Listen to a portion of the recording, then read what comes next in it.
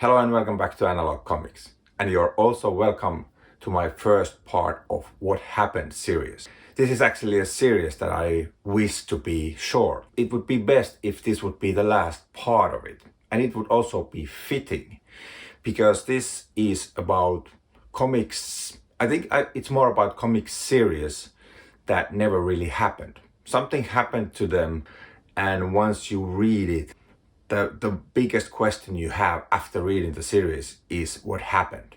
You're not wondering about the plot, the writing, or other stuff like that. The first question you have, and the biggest question that defines that series in your mind, is like, what happened to this series? It's not that irregular that certain series get cancelled or there's some kind of production hell that they just get into. They are kind of stuck in limbo. And there might be a lot of readers there who were committed to the whatever parts that came out. It might also mean that the series was completed, but still the readers were left thinking, what happened? Well, let's take Lucky Luke, for example. If you read Lucky Luke, and once you read all of the Lucky Lukes, which is like 80 plus volumes of album, you're not going to ask like what happened to this series. You're just going to want more of Lucky Luke. And this is also not so much about plot. And I guess that means also that this can't be about single albums or single graphic novels. Some stories that were meant to be standalone. One story in a one book. Of course, you can ask what happened in the story. A story can be vague or intentionally open-ended, but those are not the point of this series. And then there are those cases where some series might be collected into like collected editions, and that collecting has ended in the middle. I'm not interested about those cases either. I'm not that knowledgeable about superhero comics, but I've seen in other comic book channels where they talk about Marvel and DC having these collected editions, and suddenly those series, whatever they call them, like Master Series, Epic Series, whatever name they gave to it, and their intention is to collect certain run into those collected editions, and then suddenly they stop. And maybe later they start collecting the same single issues with another name in a little bit different format. I don't know if that's intentional part of that business to sell you the same stuff many times or what, but I'm not into that, because in those cases, those story arcs, they exist at least as a single issues. If they never get collected, but they are at least finished, they are there. But I don't think I can describe the intention of this series any better, because I don't even have myself a very strict definition of what comics would be fitting to this What Happened series. Maybe you can put your own suggestions down below, although it's not like I'm hunting for comics that don't go anywhere.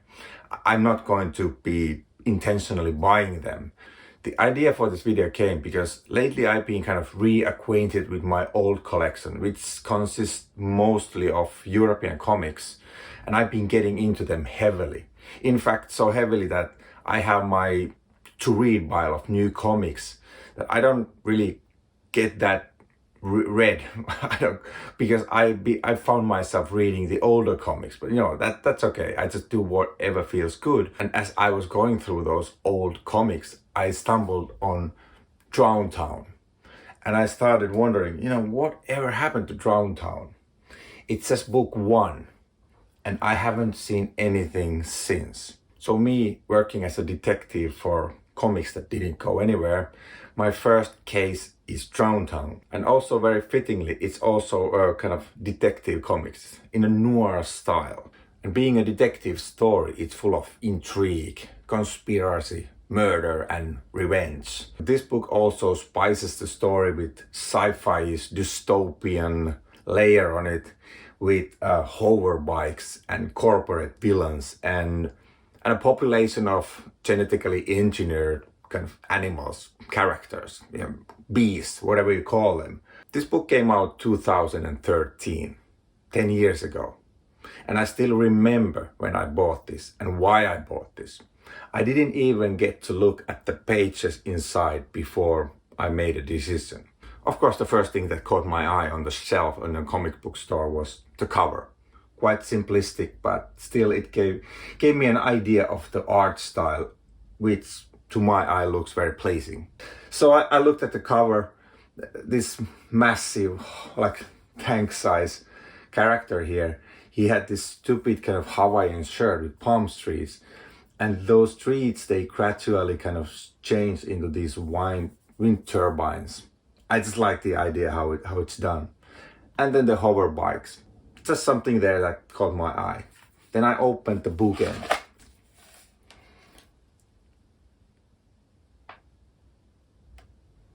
That's when I decided to buy this.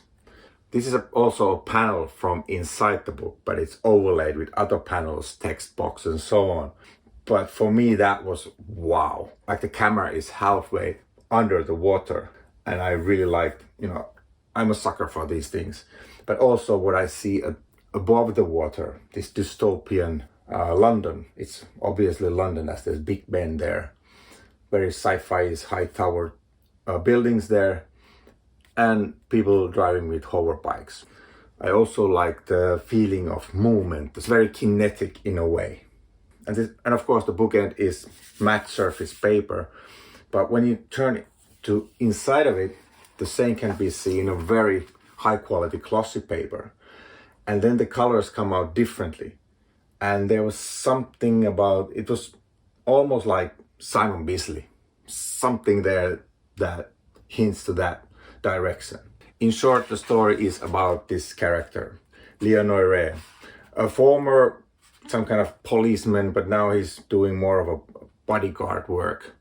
But he's called back into his detective work by a woman called Alexandra Bastet.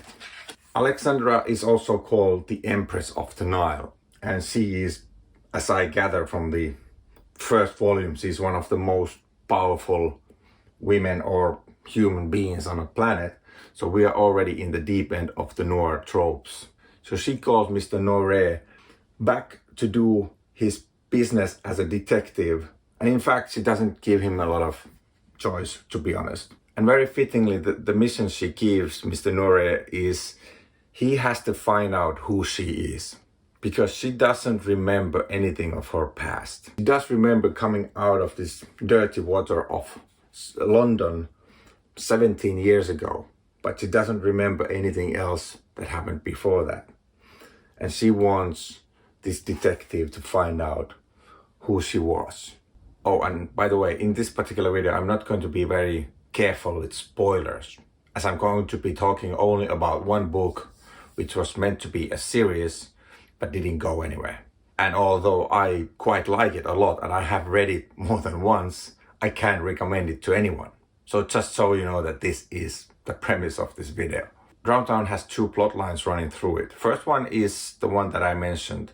Mr. Noir getting this job from Alexandra Bastet to find out who she is. The second plot happens in the past. And from the visual clues, it's pretty clear that that is the story of Alexandra Bastet, who's trying to find out who she is.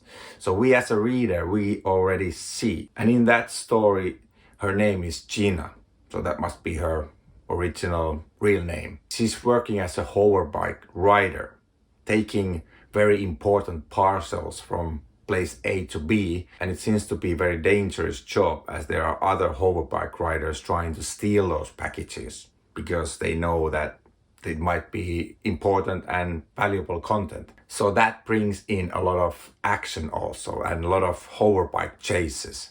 And the story of Gina, the hoverbike rider, it just tells about her dangerous work, those chases, but also about this super rich young man who's trying to get her as a girlfriend, I guess. And they have this bit complicated relationship, as Gina clearly has some kind of distaste or reservation towards those super rich people who run the world. And in this first volume, the story of Mr. Noir is the one that takes us deep into the underground world of the Drowntown. And that's where we see all those genetically engineered characters. They look like animals. Some of them are more human-like with animal heads, and some of them look like exactly the animal that they are. There's big fighting pandas, there's a psychotic chimpanzees, there are rats that work as spies. So Mr. Noir is trying to get those rats to work for him because they are seen as the best possible spies you can have. Being small, it's easy to get anywhere you want. And the story also reveals how these beasts kind of happened, how they evolved. All in all, I think there is this kind of tongue-in-cheek tone to the story. So it's not to be taken too seriously, but it's still very enjoyable. I have read this book many times. Sometimes when I read comics, I specifically need something that is light, fun, action-filled, no-brainers. It doesn't always have to be deep, demanding, long, or even important or in any way. And I found myself often reading this book, although it doesn't lead anywhere. I just love the graphics. And I think the plot line, I've seen some reviews of this book, and some people think that the plot isn't good, that or the writing isn't on par with the graphics. I don't agree with that. The way I see it, that both the artist and the writer, they have a mutual understanding of what kind of lightness they are weaving into the story. And some of that lightness, kind of tongue-in-cheek, can be seen also in the graphics. The cues are there. And the same with the writing. Now, if we step outside the content of this one book, what about the series itself, the Drowntown as a comic book series?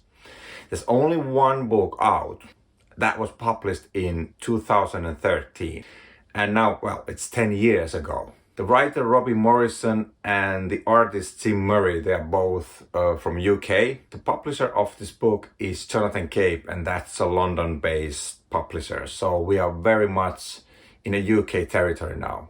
We are still in a European comic zone also, but it's not often that I get to talk about a UK publication. And it's unfortunate that it has to be in these circumstances. I've been trying to find info about this comic book series, and it was difficult. In fact, I mostly run into dead ends. And although the comic series also ran into a dead end, I still want to document it. My channel anyway has a lot of videos about comics that no one knows about, so why not add this one there also? Of course, when I started to look for more info about Drowntown, I was looking for the volume 2, 3 and so on. But I only found traces of them, which I will talk about in a few minutes. But mostly what I found was info about this first comic book. I think that info also includes some ideas what might have been the reason why we don't see more of Drowntown. I have to say that I don't know if I have read anything else from these two creators in a comic form. I know they've been working both for 2000 and AD. And they've had other projects also, but I don't recall their names. But then again, me not recalling names doesn't mean anything. It's just that I don't recall the names. But I did find an article from the Bleeding Cool website. It was published in August 2013, so the same year as the Drowntown was published. It was a summary of a panel interview of these creators from Edinburgh International Book Festival. From that text, I gathered that these two creators, they knew each other because they were working together in the video game industry. The other making graphics and concept arts, and the other writing stories. And Drowntown for them was a consequence of a visit to a pub. Over a beer, they decided that it'd be nice to have something of their own, something they own. As a comic book, create their own comic book. But they came up with this idea, and at the same time they were working for this game industry, so they had other jobs. They had to do this as a side project. And it took them 4 years to write the script. Now 4 years might sound like a long time, but I think if you're not just trying to write a plot, but you are trying to build a world around the plot, and then it's quite as understandable. And they were aiming for a content that was creator owned, so they were clearly trying to hone it to make it as good as they could get it. But even after writing the script, it took 6 years for the book to come out. So in total, that was a 10-year project to get even the volume 1 out. But during that art process, Jim Murray, the artist, he had to move his house to different cities, and he was working for Valve, which is, well, if you play video games, you probably know Valve company. But that company was also very understanding. They gave him actually 1 day in a week in order for him to be able to draw the comic. So it wasn't a simple situation, and so the graphics took 6 years to make. Graphics were done digitally, but I think Jim Murray went a long way to make them look like something else. But I have to say, I really love how you can see the effort Murray has put into that graphics. It's a nice balance between the digital and, I guess, the old school styles.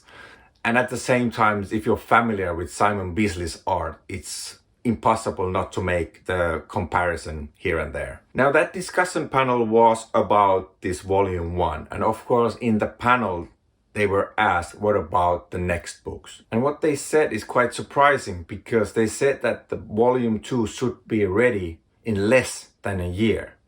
It means that the graphics had to be already a long way done. In fact, I found one panel that they showed as a teaser to the crowd in one of these interviews. And on top of that, Robbie Morrison, the writer, said that he is already writing the volume 3.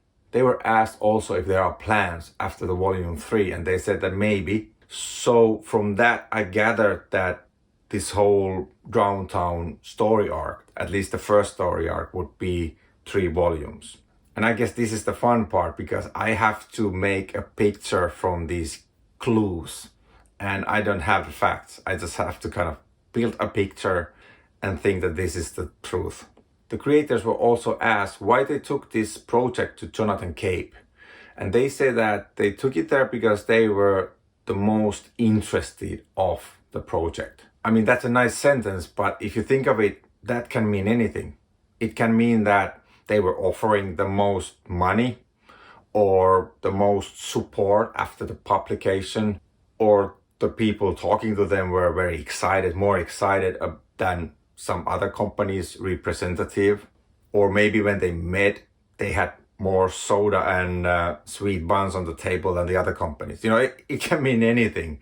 So that wasn't explained, but they said that Jonathan Cape was the most interested of their story. And now, because I really wanted to know what happened to Drowntown, I didn't stop there. Usually I'm not that interested of publishers behind certain point. I go to their websites and see what they offer, and basically that's it. Visiting those sites just tells me what kind of content they put out, and that kind of creates certain image of that company in my mind. But I usually don't go deeper than that.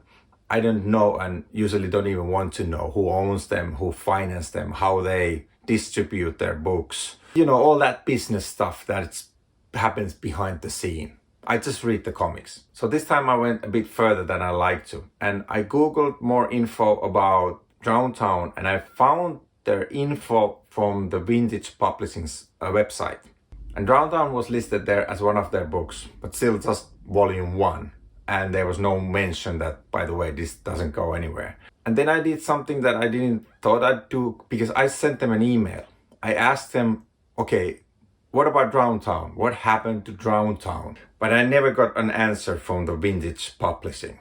I'm not sure if I was expecting them to answer though, but I kind of wanted them to at least say something like, sorry, we can't help you, bye. And that made me look deeper into the company history, like histories of the companies behind Drowntown, the publishers and the imprints. And what I found out is that although Jonathan Cape was an imprint of the Vintage Publishing when I wrote the email to them, when Drowntown came out, Jonathan Cape was not the imprint of Vintage Publishing. They were an imprint of Random House, completely another company. And as it happens, the same year as the Drowntown was published, 2013, Penguin Group and Random House had a merger. I guess it has to be so that Penguin bought Random House, and they merged together into one company called Penguin Random House. So I went to this Penguin Random House site too, and it was full of imprints. They have like massive amount of imprints. Many of them I knew, but you know, books, comic books, newspapers, whatever. It's a massive network. But I couldn't find anything about Drowntown there. And to be honest, it became such a messy network. The whole vintage publishing wasn't kind of included in that Penguin Random House page, but somehow that vintage publishing was still connected to the whole messy network of those companies. But that's when I put my hands up. I said, okay, I'm not that interested. I'm not going to go deeper into these intricacies of who's owning who and who bought what. But in short, when I sent the email to Vintage Publishing asking about the fate of Drowntown, that was completely wrong company. Vintage Publishing was not handling Drowntown. It was the Random House before that. But it felt that it might be that the Drowntown's fate is lost somewhere among these businesses buying other businesses, because it all happened in 2013. So maybe as these ownerships changed hands, it was decided that Drowntown isn't anymore part of their plans for the future. It could have been that the creators decided that it became too messy also, and they didn't want to continue and fight for their kind of rights to get the volume 2 out. So I'd like to see that this is not so much about the production hell, so that they were not able to make the story go forward and the panels come out. They were clearly already well on the way with the volume 2. I also tried searching social media, and for me it means Facebook, where only old people dwell. And in general, I try to spend minimum of seconds in social media in my life anyway. So my detective work there meant that in a search bar, I just put certain names, like the creator names or the Drowntown name, combined them and all that, but couldn't find anything useful really after 2013. So the end result of this what happened is kind of a dead end.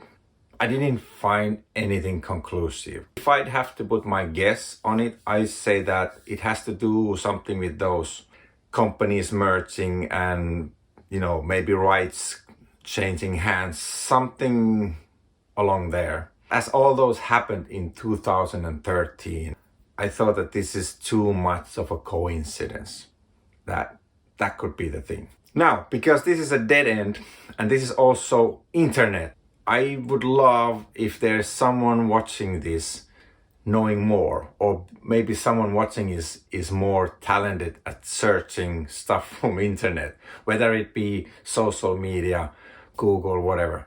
So, or maybe there are even some people watching this who knows some of these creators, or someone who knows these creators and have a connection there. I'd like to have some kind of ending to Drowntown, not necessarily to the plot or the story, but the conclusion, like what happened to it. And that's kind of all I have to say about this matter. So that was my first part of what happened. And as I said, I hope it's going to be the last. But as I go through my old collection, it might be that I run into comics that I've forgotten and similar kind of fate has befallen on them. Then I might talk about them too in later videos. But until that, I'll see you in the next one. Bye.